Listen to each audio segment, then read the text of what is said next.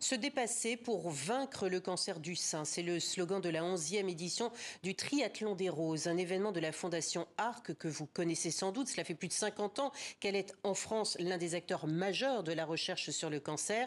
Et on en parle avec notre invitée, Odile de Laurence. Merci beaucoup d'avoir accepté notre invitation. Vous êtes directrice du développement des ressources de la Fondation ARC.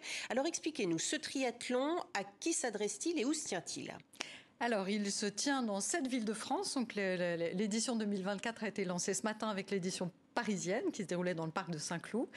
Il s'adresse à toutes les personnes, femmes ou hommes, sportifs du dimanche ou sportifs bien entraînés, qui souhaitent se mobiliser pour relever, je dirais, 2 défis. D'abord, un défi personnel, qui est un défi sportif, c'est-à-dire que se confronter à une épreuve un peu mythique, c'est le triathlon, donc d'enchaîner trois disciplines. En réalité, on peut le faire à 3 et donc ne faire qu'une des disciplines sur les 3 si on le fait en relais, ou alors de choisir de courir la totalité de l'épreuve.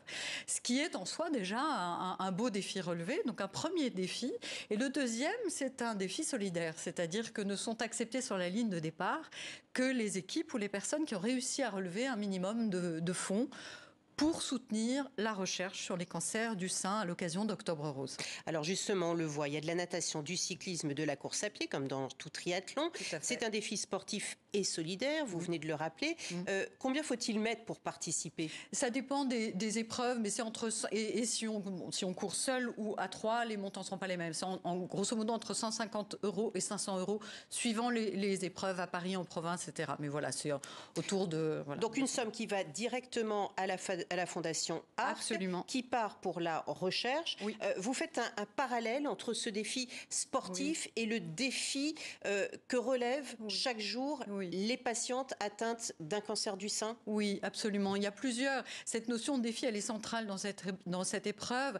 Il y a le défi du relais, le relais du patient, du médecin et du chercheur. Il faut que ces liens-là soient étroits, soient resserrés, que le chercheur, que tout le monde ait conscience de l'importance du travail monumental que font les chercheurs pour sauver les patients. Donc ça, c'est un premier défi. Ensuite, c'est le défi que les patientes relèvent à travers l'épreuve de la maladie et l'épreuve parfois que représente l'administration de certaines thérapies qui sont encore parfois très très lourdes.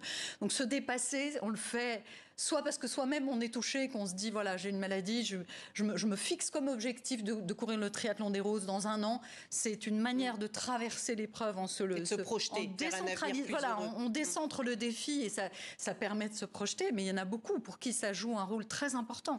Je le disais en amorce de cet entretien, cela fait 50 ans que la Fondation ARC en France se bat pour justement faire des avancées scientifiques en matière de recherche contre le cancer du sein.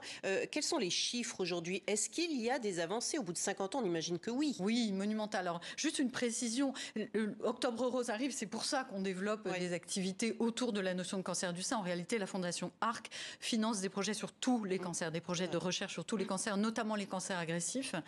En 50 ans, il y a eu des avancées majeures. Il y a encore aujourd'hui plus de 61 femmes qui apprennent chaque année qu'elles ont un cancer du sein.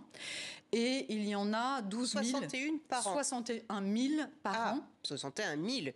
Oui, d'accord. 61 000, j'espère que je me suis bien exprimée, femmes qui apprennent en France qu'elles ont un cancer du sein. Et chaque année, il y a 12 000 femmes qui meurent des suites de leur cancer du sein.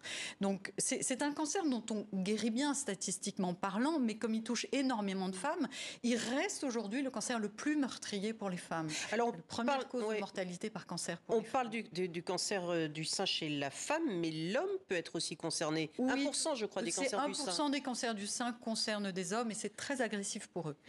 Mais il s'est passé énormément de choses en 50 ans sur le dépistage. Alors j'en profite pour passer un message qui est fondamental. Il a changé la donne progressivement, très progressivement. Mais on n'annule pas sa mammographie pour un rendez-vous professionnel. On n'annule pas la mammo pour un rendez-vous pro.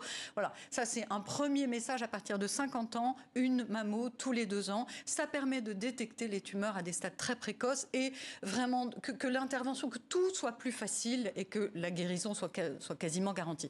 Donc ça, c'est un progrès sur 50 ans qui a été monumental. C'est quand même près de la moitié des femmes aujourd'hui. On pourrait dire, c'est superbe, il y en a déjà la moitié qui suivent régulièrement ce protocole de dépistage, mais il y en a la moitié qui ne le font pas.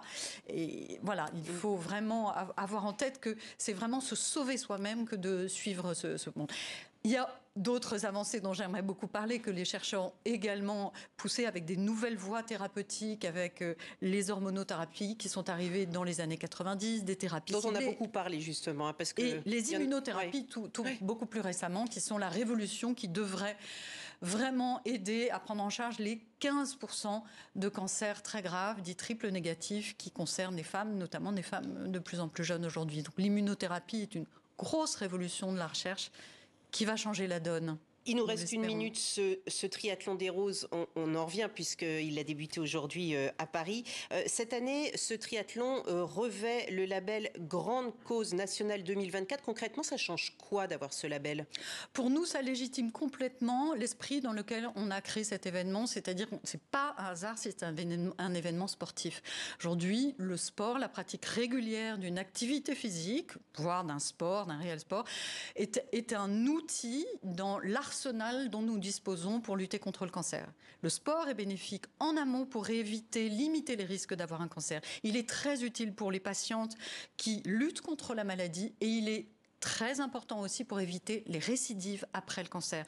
Donc, le label Grande Cause légitime complètement cette dimension d'intérêt général en soi-même, en lui-même, du triathlon des roses. D'un mot, ce triathlon, il s'exporte dans d'autres pays également?